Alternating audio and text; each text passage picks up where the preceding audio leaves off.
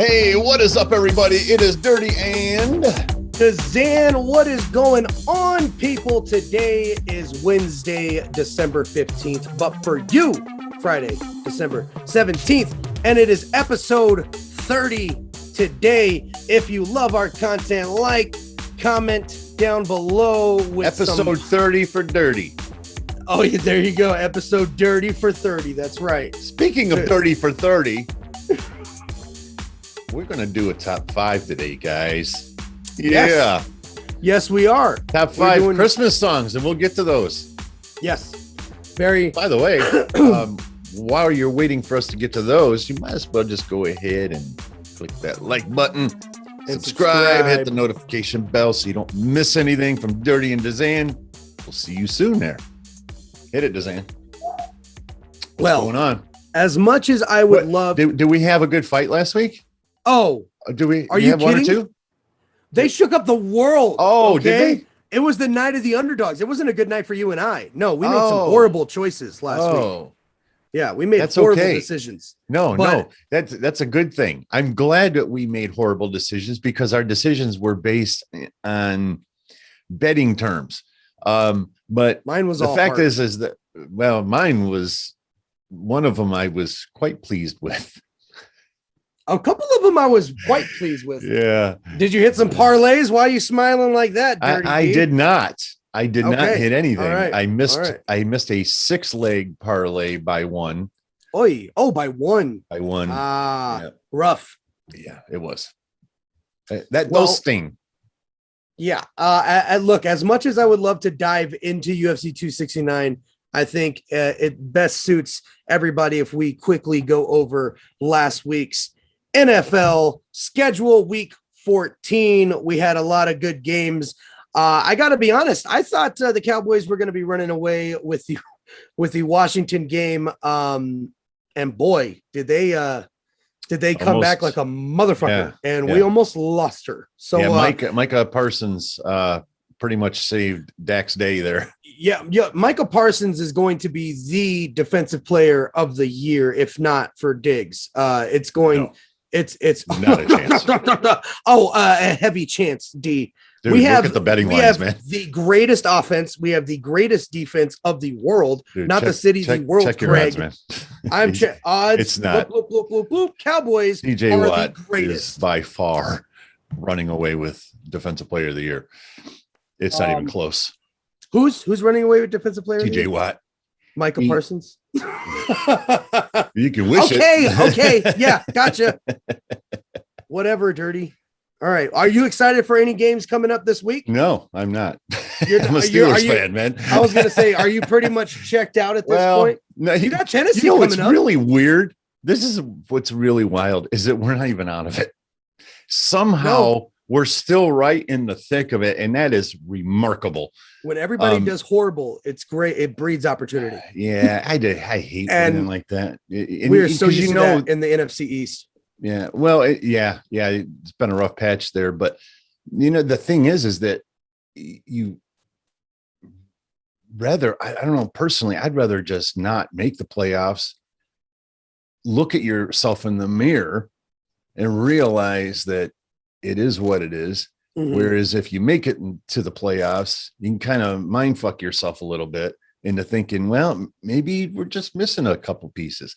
No, you're not. You're missing a lot of pieces, and you better get to work. That happens in every sport, unfortunately, when a team makes the playoffs.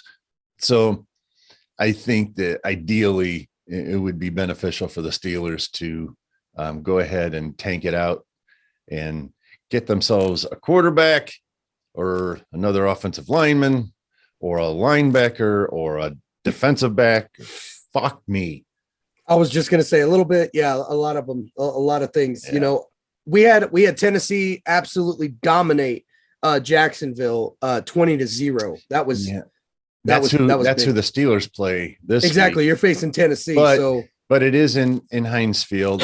And quite frankly, we match up well with Tennessee. We always do. Last year, nobody thought the Steelers would win. And we went into Tennessee and beat them pretty handily. Yeah.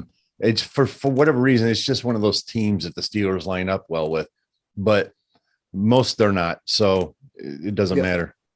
We had a great dominating game against Kansas City, freaking destroying the Raiders. I mean, 48 to 9. Green Bay is starting to ramp up. Tampa is starting to ramp up.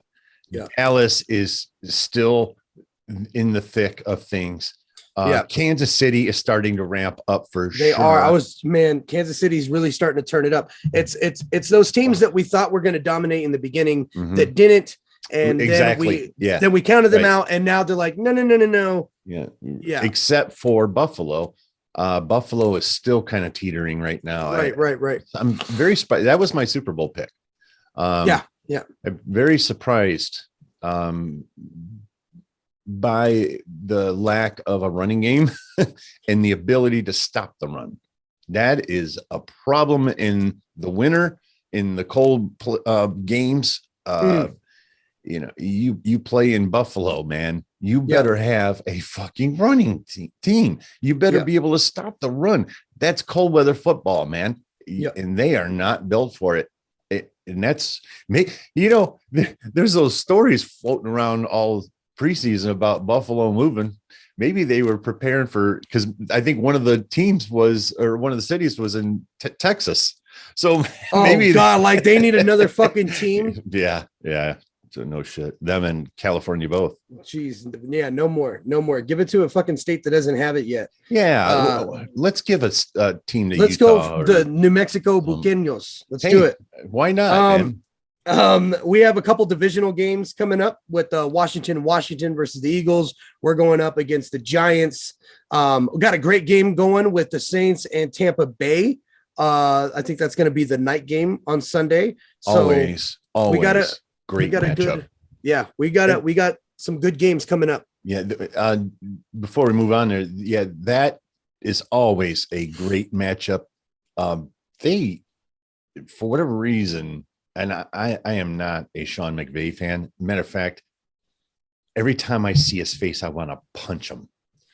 He just got one of those faces, man. I just want to punch him. Punch? Yeah. I don't know why. I can't put my finger on it, but I do. And I can't help it. But he does have Tampa's number, man, every year. And it's crazy because they're not a very good team. Yeah. And they've proven that this year, but nevertheless, they just know how to. They'll find, I'm sure they're going to give Tampa fits. So, I haven't looked at the lines yet, but if it's anything more than 6.5, I'm walking away from that one. All right. We ready to move on, sir? Yeah, let's do that. I don't like that. Yeah, I don't like that at all. I don't either. Yeah, let's drop that shit. Fucking old fuck. All right.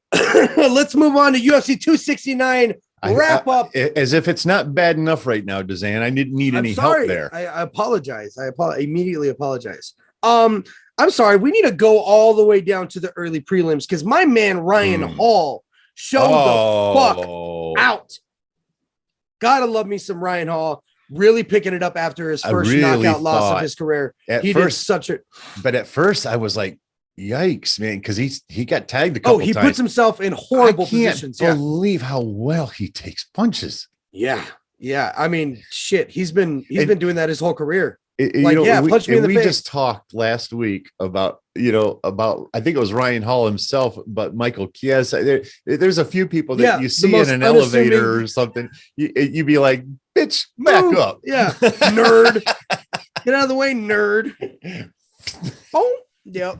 Oh, yeah. Pump him on the forehead. Yeah. Oh, yeah. And then we had fucking Bam Bam Tai Tuivasa knocking out Augusto Sakai, taking all the shoeies. They stopped him from taking shoeies as he was going to the back. And I don't know if you know, but he was not happy. He was not happy. And he went off. And he should have, because he followed what they wanted. They said, please don't spit in it. Right. So he didn't. So he played along. He did everything the way they asked. And then it doesn't make any sense. It's so good for it. Yeah, he's like, this is what they came to see. This is what they want. And this is what I want to do. This is like the NFL with celebrating. Yeah. Touchdowns. You know, Yeah. it's the same thing, man. Come on, let these guys celebrate a little bit. And then, of course, Dominic Cruz proving why he should have been on the main motherfucking card, getting the fight of the night against Pedro Munoz, almost losing in the first round. But since Keith Peterson was not there, soaked of cigarettes and alcohol, he got he got to go on. My immediate thought when that they didn't end that fight was Keith Peterson. Immediately. All I could do, I could smell the cigarettes and whiskey. I love it. But yeah, hey, I gotta tell you, after watching that fight and then rewatching it, because I rewatched that one. Yeah. That one there, I'm telling you, Dominic Cruz had a conversation with himself before that fight. And he said, I'm either walking out of there a winner or dead. Yeah. I'm telling you that was the like mentality, the mindset right? he had. I've never seen Dominic. I've never seen his eyes like that. They looked lifeless. Yeah. Wow. Like he was going to complete the mission. Like that was, there were no alternatives here. Yeah. It was either death or victory. What a fucking fight. I mean, but let's talk real quick about his out of the cage antics though this week, going off on DC and then retracting that, blaming it on the media, and then going as far as saying he never said anything negative towards DC. And he used an example of Keith Peterson saying, just like I never said anything bad about Keith Peterson. Megan O'Leary's like, I beg to differ. I was there. I mean, she didn't really say that, but I mean, come on. She was the one that was like, oh, really? Did he really smell like that? And he's like, yeah. I mean, I wish that we could veto some of these refs. Like that's literally, that came from your mouth, but that's cool, Dom, you know. And Bisping, you know, on his podcast, of course, was like, you know, it's obvious that Dom was talking a bit of shit. He was depleted, so we'll give him the benefit of the doubt, but he needs to keep his fucking mouth shut. Love you, Dom, like Bisping would do. But I mean, I think that's really he does weird. the same shit to Connor all the time. Yeah. You know, Michael Bisping gets paid to open his trap hole, and so does everybody that does this stuff. Except for us. We don't get paid. But subscribe if you are new, like this, and we may end up getting paid one of these days. So yeah, but there's I get the whole Dominic Cruz thing, and I understand absolutely what you're saying.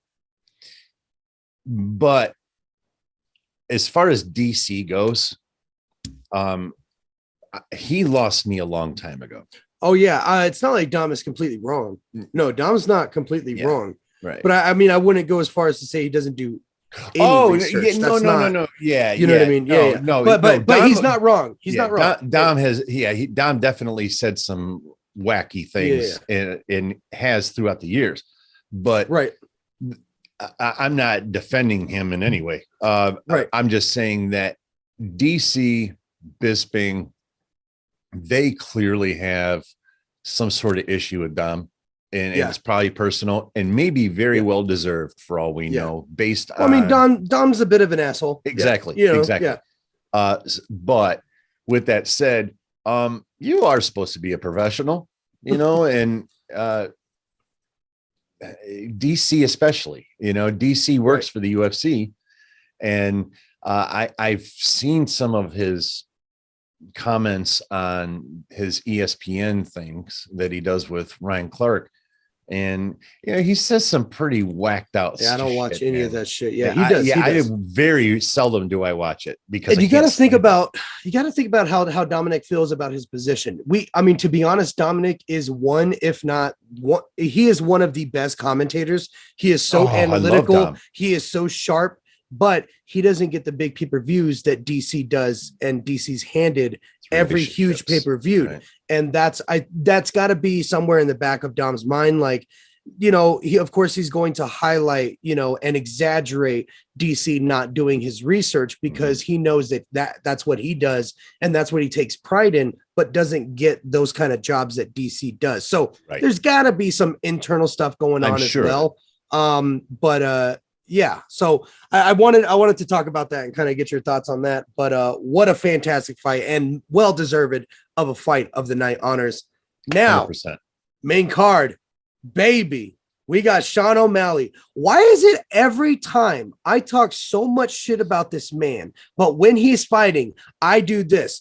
Go get him. Yes. Oh my God. Why? You're not looking at the screen. I don't do that. I do. And I hate myself for it. I heard you. I hate myself for it. Absolutely ashamed of yourself. But I'm honest with friend you anymore. And the people. And I thought that I could be vulnerable with you. So now I'll go ahead and keep that kind of stuff inside. I hate him. I hated the fight.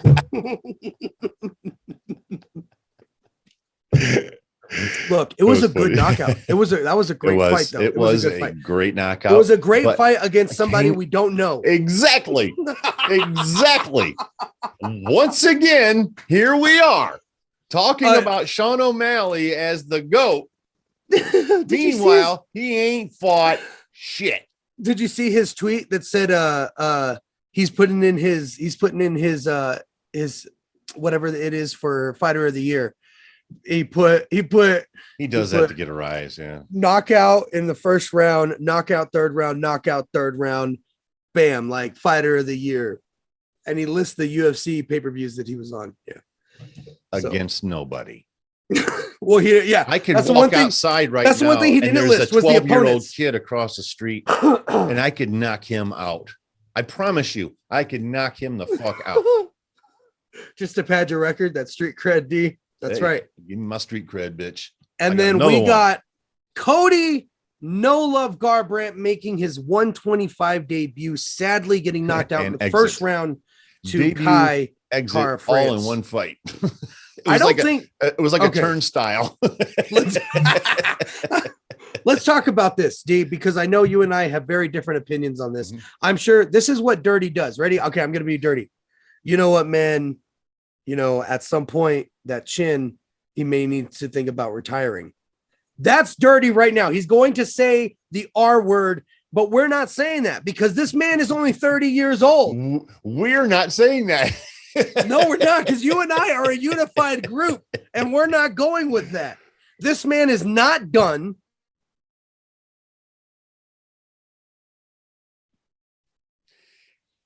I love it. He froze at the most opportune, optimal time, and I love it. And he's trying to talk. I can hear like this thing, and he's stuck. At least he doesn't look completely stupid. Just a little bit stupid. Guess what? Sometimes the R word has to creep in, everybody. It has to.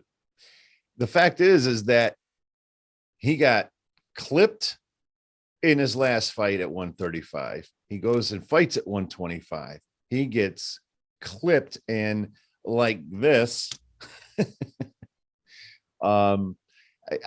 I don't know. I don't know what else to say. I mean, the fact is that he's getting clipped too easily, and it's that simple. And I'm not saying that was a soft shot or anything like that, but it certainly wasn't anything that should have put him on the canvas like it did. So hang on one second, guys. Oh, there he is. He's back. Hi. I was so offended by you that I decided to say, fuck off, please. No, that's not what happened, everybody. I froze him out. Son of a bitch. Shut him up. I up. heard you this time, though. I heard you this time, and I couldn't do shit about it. And it pisses me off because you're like, oh, he froze at the best time. So this is what I'm going to do now. The rest of the podcast, I'm just going to be like this. So then you don't fucking know if I'm frozen or not. Honestly, it took me a second. I thought maybe he would pause to kind of like one of these things, like you were thinking about. Oh no, it was just like this, but it was like maybe you were still in thought, and then it went away, and Okay. Yeah, here we are. Cody, I don't think he's done. That's what I was trying to say this whole time. I don't think he's done. I don't. But you get my point about. I do understand your point. He has lost. A lot. Well, I mean, that's going to put him out, man. It's going to get to that point. Yeah. And that's just a reality. And we see it with football players so much and boxers, and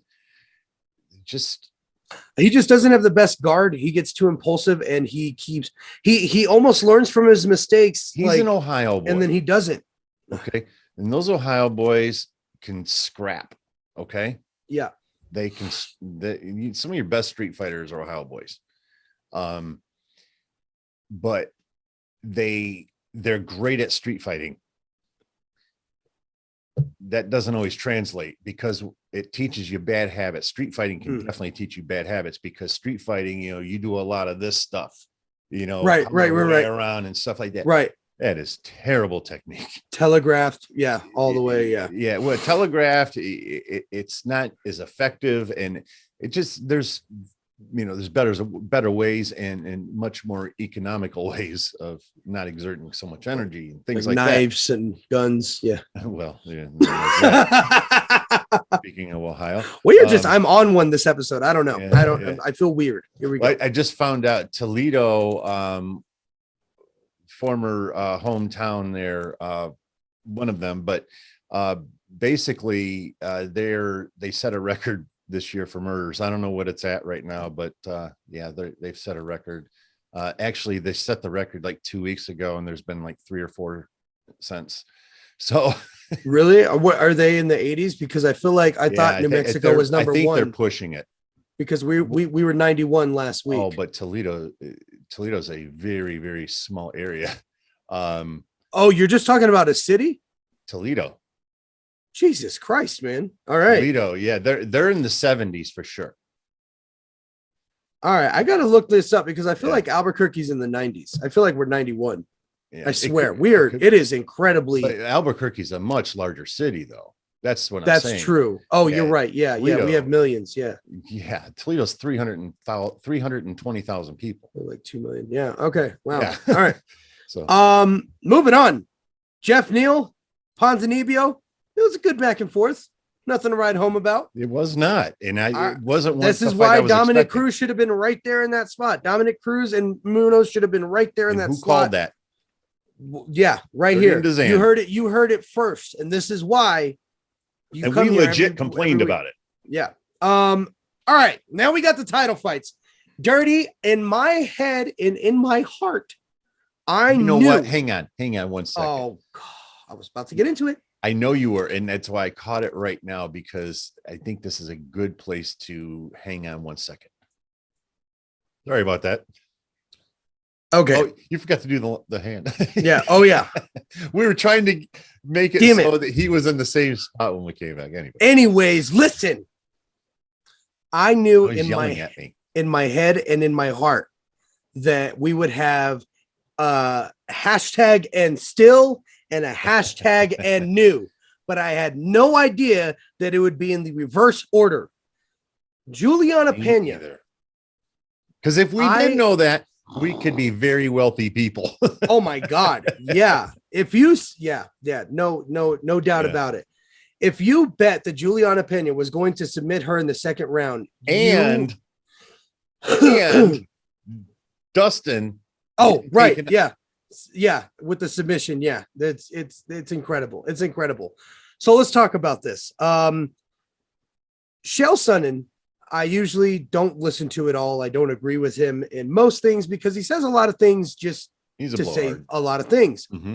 But he was 100% right when he said that this wasn't an upset in a sense that when Ronda Rousey got head kicked, that's an upset, right? When Cyborg got knocked out, not really an upset, but it's something that happened to that fighter that caused it. But Amanda gave up. Juliana was not even having her hooks in. It wasn't even a sunken choke. She gave up. I know this narrative is out there, and I know, and we just talked about this.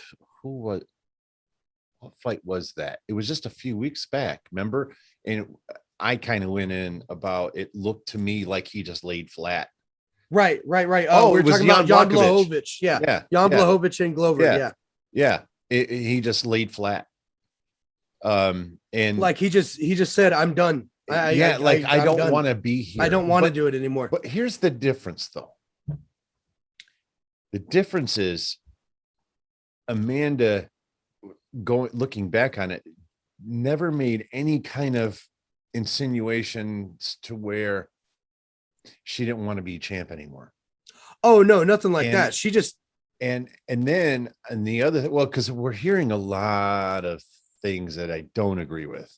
Right. Okay. And I hate, and I also hate to take away from Juliana Pena. Right. Because this is her moment, you know, right. And listen, men have done that to women long enough, you know, and I don't want to be that guy. Yeah. You know, so I'd rather focus personally. I mean, you do you, but I'd rather focus on the fact that Juliana had a great game plan. Yes. But the thing is, though, is that when she was standing there before the fight even started, I almost reached out to you at that time, but you hadn't responded to my first text. So I'm like, well, fuck that guy. Oh my God. So then, but I almost reached out to you at the time because I almost said, boy, she looks so supremely confident. Where is this coming from? Yeah. Because she's about to get murked. Right. Yeah. You know, and she had this, she's standing and she had her hands, her fist on her hips like this, and she's just standing there. I'm like, calm, dude, what? Calm. You need to be more concerned right now. She was dancing to Amanda Nunes's walkout song. Yeah. She was very calm and confident and just in control. But Amanda, on the other hand, didn't look shook. I think that it's the syndrome where John Jones was facing Gustafsson for the first time, in a sense where I have been so dominant for so long.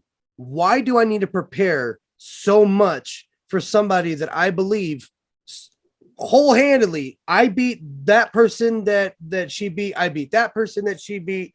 And I beat a bunch of people that beat her. You know what I mean? Like, I don't even need to pay attention. Have we heard anything that from Amanda's camp? Nothing about her. Well, there are some murmurs about her not training enough for this camp, which would make a lot of sense because Amanda doesn't have the coach's name. Mark something. He used to be he's Jorge's coach, and he used to be Colby's coach, and Mark Lambert. Dan Lambert.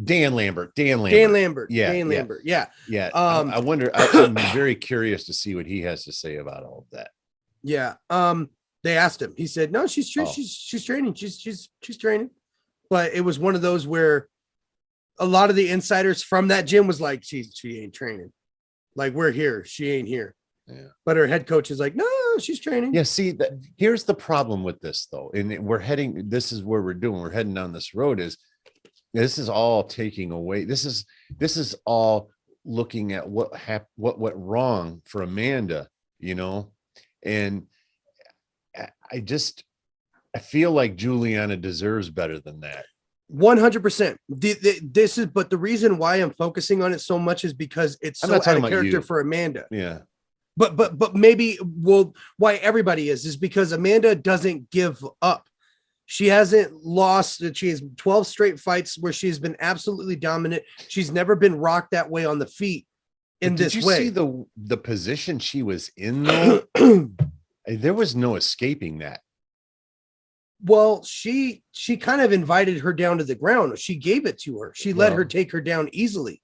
And then she stayed in that position. And the second the arm came around, she's tapping. She didn't even have one hook in. She didn't have one hook in. She had her leg over her back. I know. I saw it. Not I'm having one a hook. Different opinion here. Like, I mean, I didn't look tight. Different opinion at all. Okay. Yeah. That's cool. I just feel like she knew it was a wrap. That's how I Amanda saw it. knew that it was a wrap and gave up when she could have, if she had more energy and was well trained, she could have definitely got out of that position. Oh, I disagree. That's what I'm saying. See, that's where I disagree. I disagree with that. I don't think there's any possible way she got out of that. Yeah, if her gas tank was there like it should have been, because she wasn't sufficient with her energy. Yeah, I disagree. She could have gotten out of there. I don't know how she possibly could have gotten out of that. Out of her being just cradled, she only had one leg over her back. She's black belt. It was where Juliana was in comparison, though, is what I'm saying. I want to pull it up because I mean we have Juliana Pena over her back where Amanda is on both knees. Oh, I know exactly what you're talking about. But there's so many simple ways to get out of there when there's not one hook in. There's so many different ways, and she knew, and she didn't do it because she was too tired. I just completely disagree with this, but okay. That is okay. That's okay. Yeah. That is all right. Yeah. All right, let's move on. Charles Oliveira, Dustin Poirier. Holy shit. Man, you got to feel for Dustin at some point. Don't have to do anything. It's going to be a tough road for him to get back to the title. He ain't getting back. Not as long as Charles Oliveira holds that belt. I mean, we're just going to be disagreeing all day, aren't we? Yeah. What did you think about this fight? Give me your thoughts. Well, I'm not a fan of Dustin. You know that. Well, neither am I. That hot sauce in his charity. There's some question marks there, big time. And I hate when people use charity as a means of income. All right. You lose me 100% right there. He makes a comment like he's allowed to use that money how he wants. No, it doesn't work that way, man. It doesn't work that way. You need an accountant, you need a manager or something. But anyway, because of that and a couple of other things that have taken place, I've been out on Dustin for a little while now. Not a fan. Okay, give me your thoughts on the fight. This fight in particular. Oh, shit. Well, Oliveira was very fortunate a couple of times, but nevertheless, I mean, I'm not stunned by what happened because that's kind of the exact same thing that happened with Khabib. Left his neck open, and you can't do that against Khabib and Charles Oliveira. But I think it's important to point out another thing about the effects of this fight, and that is Khabib. I mean, what is this saying about Khabib? I hear a lot of people saying that. What does this say about Khabib? And I don't think it says anything about Khabib. It's two different game plans. It's two wildly different game plans. Yeah, I don't think you're looking at it the way most people are going to look at it. Yeah, because it's you're always up against your competition. I mean, that's how you're always judged. And you and I have gone into great detail about how padded his record is. Oh yeah, absolutely. Yeah. And so you couple that with the fact that Khabib's best victories or biggest victories were against Conor, and Conor has not been the same Conor since Diaz 2, in my opinion. So I don't think that Khabib beat the best version of Conor, and he beat Michael Johnson. Yeah, and then he beat Poirier and he beat Gagey. Yeah, and Edson Barboza, big deal. Yeah, I mean, I don't know, man. Well, I mean, I see a lot of people saying that Charles was able to submit him around before Khabib. It's two different submission styles. You have a wrestling style that's very grind and very wear you out and put my body over top of yours. It's very different from a jiu-jitsu specialist, which looks for those opportunities to snap onto your back like a backpack, which is what he did. And when he found that opportunity in the third round, he took it. I don't play into that. Khabib practices Sambo. Yeah. And I mean, honestly, if you think about a fight BJJ. with Oliveira and Khabib, what do you think would happen? I don't know. I legit don't know. That's what I'm saying. Oh, come on, dude. Are you serious right now? Yeah. You don't think that Oliveira would give Khabib a run for his money? No. After that? I don't. Okay. I don't. You're having a bad day, dude. Yeah, I guess I am. I mean, a lot of people are like, now that he's beaten, now that Charles Oliveira almost got knocked out in the first round and then beat Michael Chandler, and then he almost got knocked out in the first round and then beat Dustin Poirier, all of a sudden he's looked at as the better than Khabib, new monster of the division, new era, all this other stuff. That's fine and well. He deserves his moment. He deserves a spot. But I don't, when you look at the people that Oliveira has lost to in 145 and 155, I just don't see him making it out alive in that fight yet. I don't know. Maybe I just need to see more from Charles. I feel like he in these last couple fights, these title fights, he almost gets knocked out on his ass, and then he finds a great opportunity in the next round. You know, but it doesn't matter, dude. I mean, we can go all day long about fights, about fighters almost losing a fight and then coming back and winning. And that happens all the time. Khabib lost his first round to Conor, right? Mm-hmm. That stuff's going to happen. That's the fight game.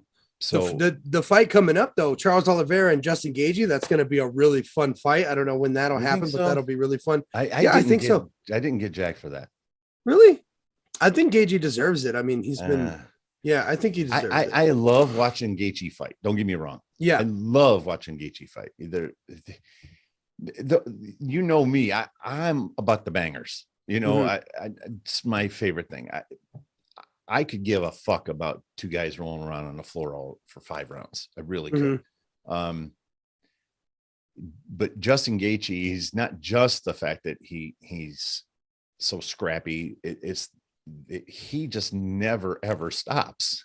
He just walks forward. He walks forward. He walks forward, and he just doesn't stop. Right. And that takes it from exciting to a next level stuff. Exactly. That's why I'm excited for every Gaethje fight. Yeah. His fights are great. However, I just watched this fight. It's going to be the same thing as Poirier. It's a lather, rinse, repeat. I would have rather seen him going up against Islam Makhachev. Well, see, and this is where it makes perfect sense for him to fight Gaethje. Islam Makhachev is already booked with Beneil Dariush. Oh no, no, I'm not. You know what I mean? I understand that they have to do it. You're just saying you're not as excited for that fight. I would much rather see him fight Makhachev than I would Gaethje myself. Okay, yeah. I would say let's look at the first round between Gaethje and Chandler, and then look at the first round between Charles and Chandler. It was identical. Charles played that game. He won't have the same success if he plays that game with Gaethje for more than a round. I think it's going to be really fun. And I think that Charles would invite it because Charles has gotten a lot more accurate with his striking as well. He doesn't have to rely on, you know what I mean? The ground game now. To do, though. But he definitely has work to do, but he's comfortable enough to play that game as we saw him play with Dustin in the first and second round and then play with Chandler in the first round. And then once you knew, okay, this isn't boding well, let's go back to the bread and butter, kind of thing. And that's what I meant to say was I just watched this fight with Poirier and then I watched the Poirier fight before when he fought Chandler. So now I'm ready for something different personally, but I'd much rather see Chandler and Gaethje or, Right. Yeah. But you know what? Nevertheless, it was a crazy ass card. 7 underdogs taking it. I think that's the most underdogs, winning in a UFC event. I think it's got to be. I mean, geez, I don't remember. I really don't remember a card like that. Right. There's been some crazy upsets. Like I remember the GSP. I forget who else was on there. There was another big upset when he lost to Matt Hughes. So right. Matt Serra. Matt Serra, right. There was that's one of the biggest upsets. Holly Holm and Ronda Rousey. That's one of the biggest upsets. Yeah. Those are one of my all-time favorite fights. That is my favorite upset of all time. Okay, moving on from UFC 269. Great fucking card. Perfect pay-per-view to end out the year. El Kikui tweeted that he has a fight, but nothing, but not an opponent. But the rumors are it's Nate Diaz. So Tony Ferguson versus Nate Diaz is the rumor based on their previous Twitter back and forth. Did you look? What? Did you look into it? Or So Tony Ferguson tweeted a picture with like a Batman symbol in the sky, and it says El Kikui, and it said they called El Kikui, blah blah blah, champ shit only. Here we go, let's go. And then he's never been champion in his life. Stop saying that. Nate Diaz tweeted a picture of something talking shit to him. So I mean, but before that, him and Nate Diaz was going back and forth about fighting. Yeah, I do remember that. So that's the rumor right now. It's like, okay, well, we know Tony is booked now, but no opponent is announced, and they think that it's going to be a big rival because it's Nate. Okay. Well, okay. I hope so, because that'll be fantastic. Other than Connor, that's the fight I want to see Nate have. Yeah, for sure. It's official, ladies and gentlemen. Kevin Lee, everybody's favorite fighter, signs with Eagle FC. I love getting him all falsely hyped. He probably thought I was going to talk about Dr. Dre or something. Who? So, a doctor, a specialist in music. Yeah, there's a doctor in the house. Dr. Pepper. Kevin Lee signs with Eagle FC and will fight for the inaugural 165-pound belt. They're eyeing a date for March 11th, and you should be happy, Dirty D. The Eagle FC United States capital is in Florida. Wow. They are not just a Russian promotion. They are worldwide, ladies and gentlemen. For him. January 28th would be their first one. And boy, does this promoter Habib already have some problems. Oh, Bigfoot Silva was supposed to be on the main fight. Bigfoot Silva. Just let me finish. God, is he scraping the bottom of the barrel now? So he had to pull out. So they had to throw somebody last minute. Rashad Evans, who was announced, is going to be making his debut coming out of retirement. I heard about that. He doesn't have an opponent yet. They don't have anybody lined up, and it's supposed to be January 28th. Are you serious? I'm dead serious. And this is Habib's, this is his first United States appearance. And when Brett Okamoto was having an interview with him, he was talking. I mean, he is just so not a promoter. No, he's not. Yes, I feel good. This is going to be good. Jorge has the personality for it, right? He's got his thing, and seems like he's doing all right at this. But he's doing all right, man. I don't know, man.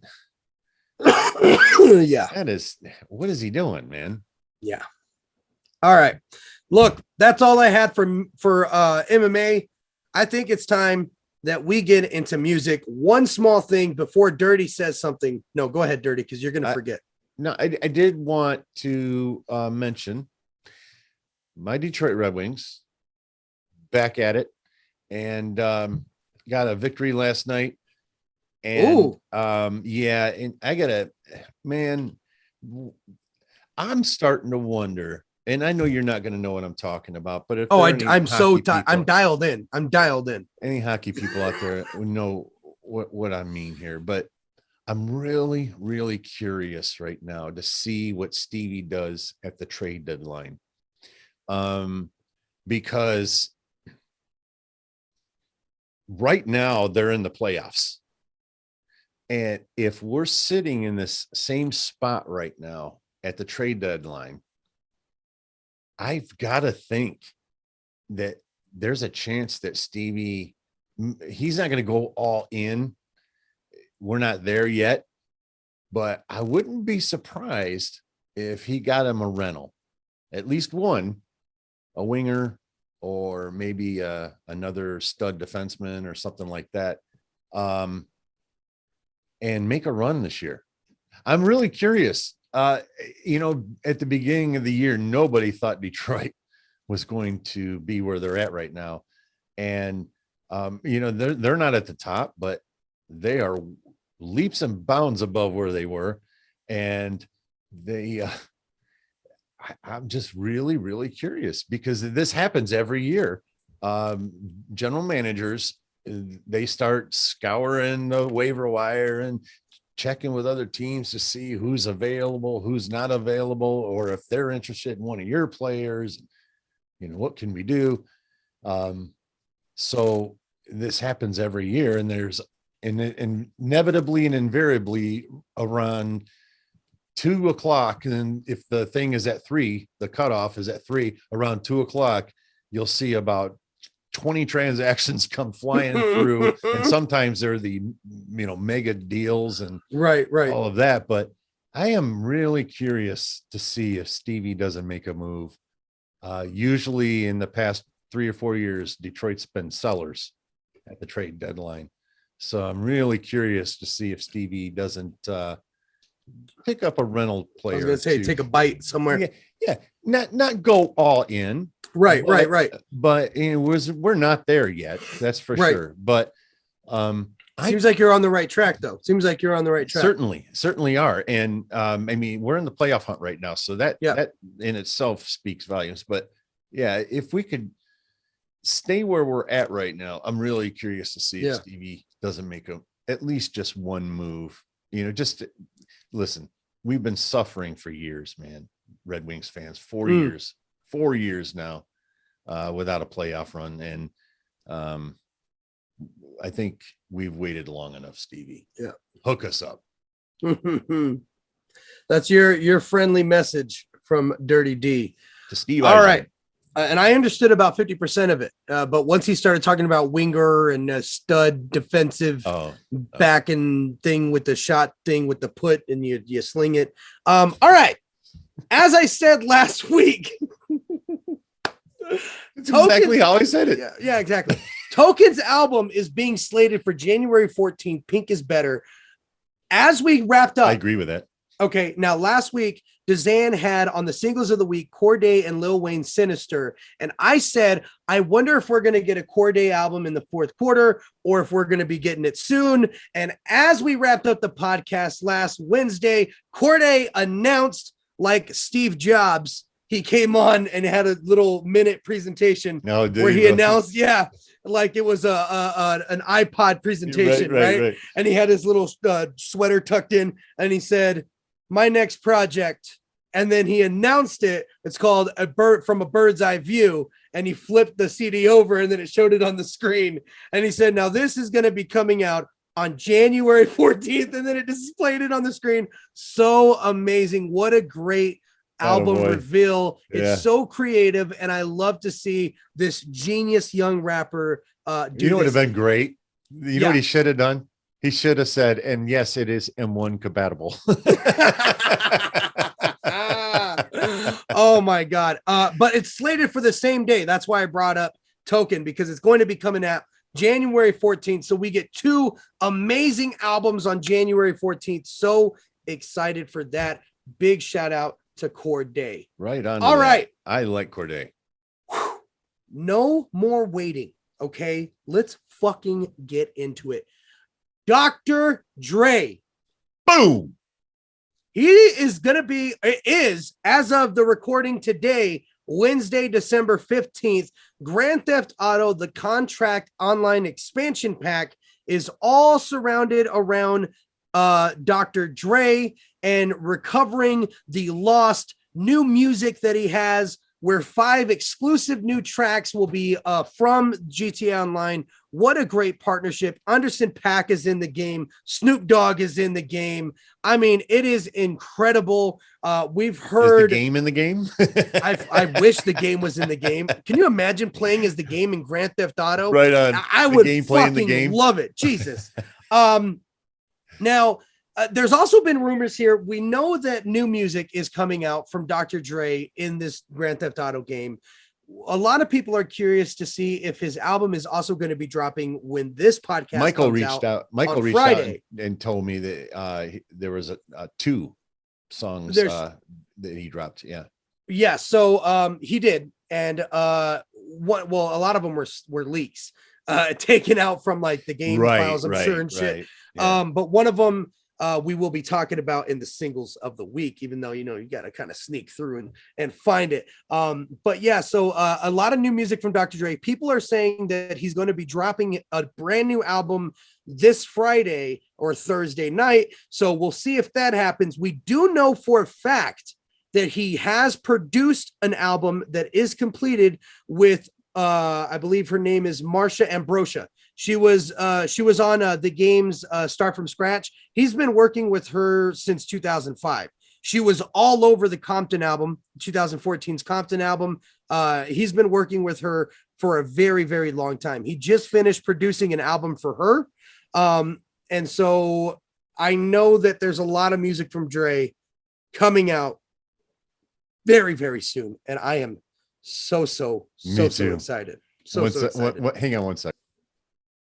Sorry, we had to like squeal like girls, like, oh my god, can you imagine? And then we turned it back on. So sorry, you didn't need to see that. We had some album drops. I have not heard this yet, and I'm sorry I have not heard it yet. But Juice WRLD's posthumous album, Fighting Demons, released on Friday, last Friday. And from what I understand, there's a couple snippets of some famous quotes from some rappers, and there's a track called Eminem Speaks, where it has, something from him as well, struggling with drug addiction. And it's just really interesting. And, you really get a really deeper look as to, kind of who he listened to, what his, influences are, which is written all over all of his music. You know what I mean? So from what I understand, it's a very heavy, fantastic album. I can't wait to get into it. Usually posthumous albums are thrown together, very roughly cut, and just there because it's a posthumous album. I do remember Mac Miller's though. And some of them are done with quality, like Mac Miller's, like some of Pac's, a lot of Pac's posthumous albums are done with great quality. And then this one right here from Juice WRLD, great quality. So I'm excited to hear it. I just wanted to announce that, of course, that album dropped. Go check it out. And then the singles of the week, before we get into our top 5 Christmas songs, the singles of the week, Token featuring Lil Sky's IOD, and they dropped a visual for it. A great music video, dope ass song. I cannot wait for Token's album. Listening to Token in album form is so like I love it. It's a breath of fresh air. When you hear Token and he's always on his bullshit and, being acrobatic with his lyrics and just doing, being him, it's always nice, but it's good to hear this too. The album side of him where it's really well thought out. The arrangements are beautiful. It's great. It's nice to hear this side of Token. So I'm really excited for that album. Pink is Better. And then the last single of the week, Dr. Dre featuring Eminem, Gospel. And this was one that I had to hunt down this morning, going through a couple different Eminem fan page websites. I have my stand fingers, so I have little connections. So I follow a lot of Eminem pages. Fantastic song. I don't want to give too much away for Dirty D, but one thing that I did.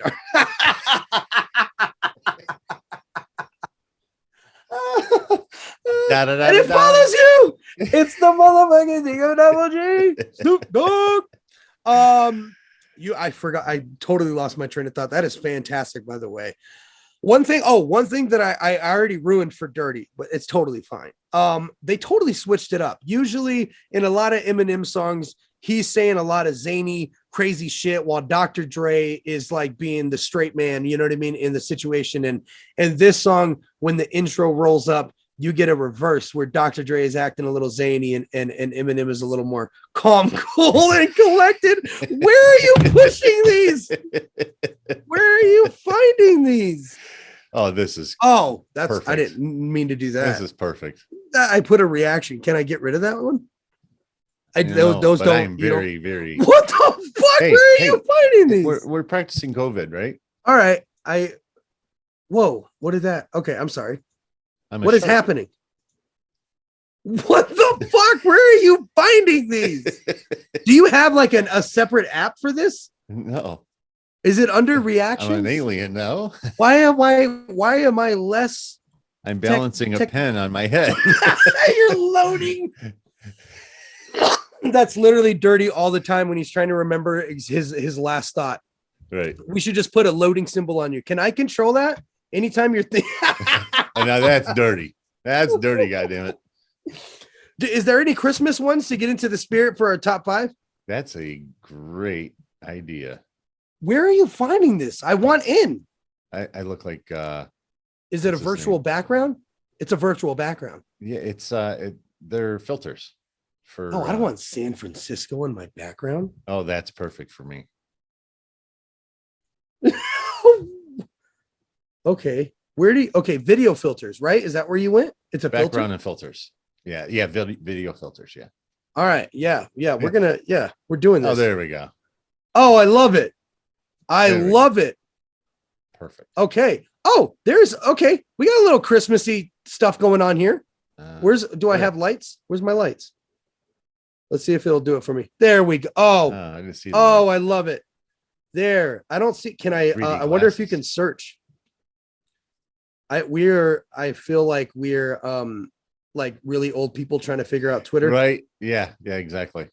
No, this is pretty Christmassy. I'm leaving these up. I like this. Yeah, I like the lights. Though. It's right next to the glasses that you put on. Or filters? Yeah, background and filters. Yeah, video filters.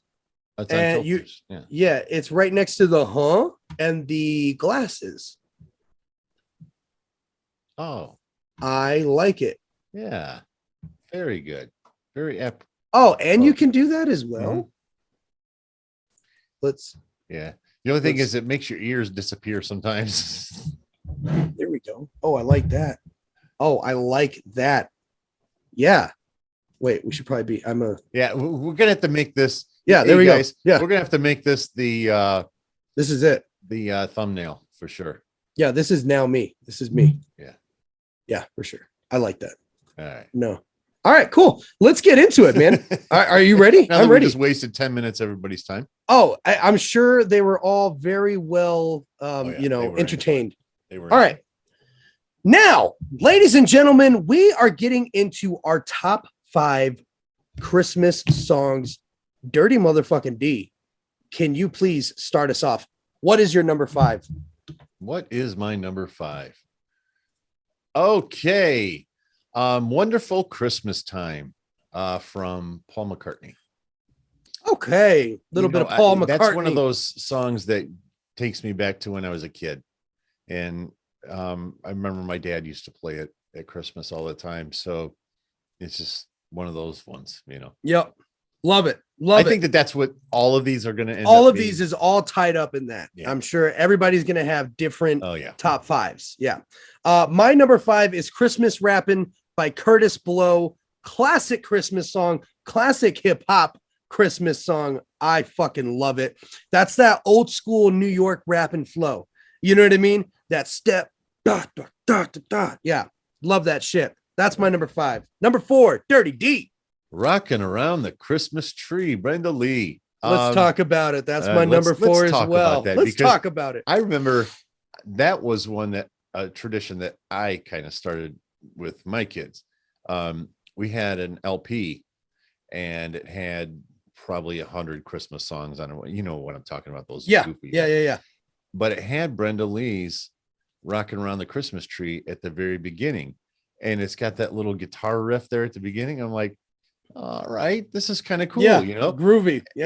And it was very flowy and and so we would just loop that album over and over, the front side only, and just sit there and let it kind of redo it. And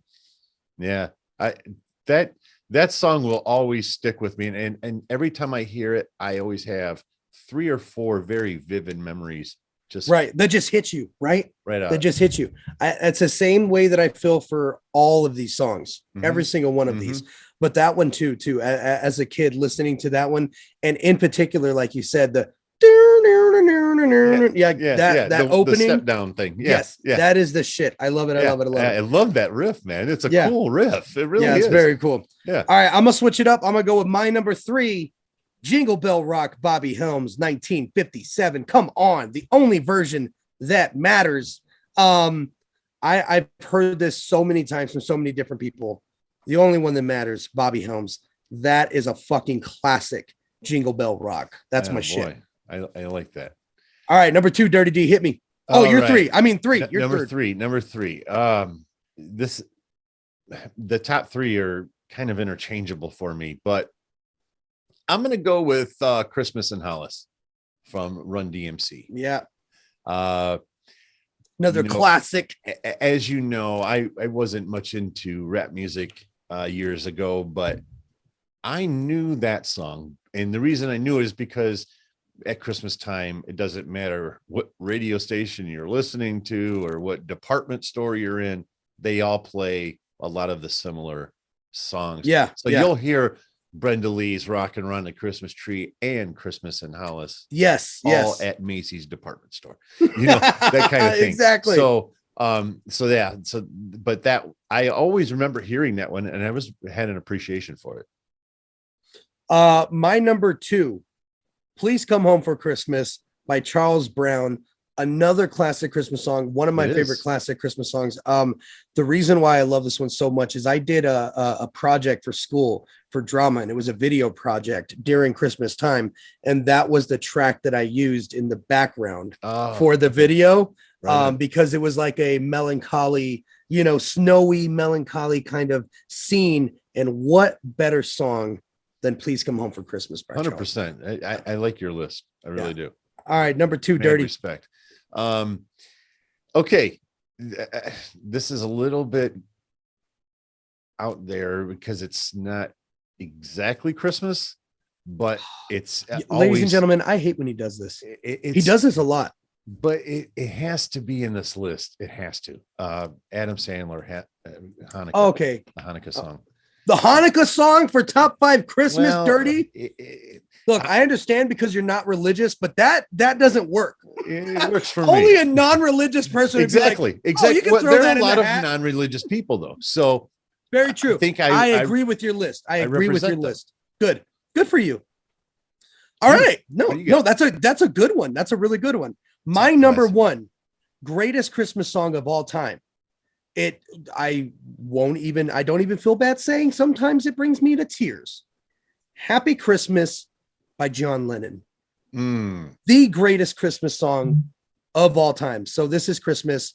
I love it. It's also you got known John as Lennon. War is Over. I got Paul McCartney. Yeah. So we got the two of the got 2 of the exactly. Yeah. It is just I can't say enough about it. It is the best Christmas song in my eyes. I fucking love it.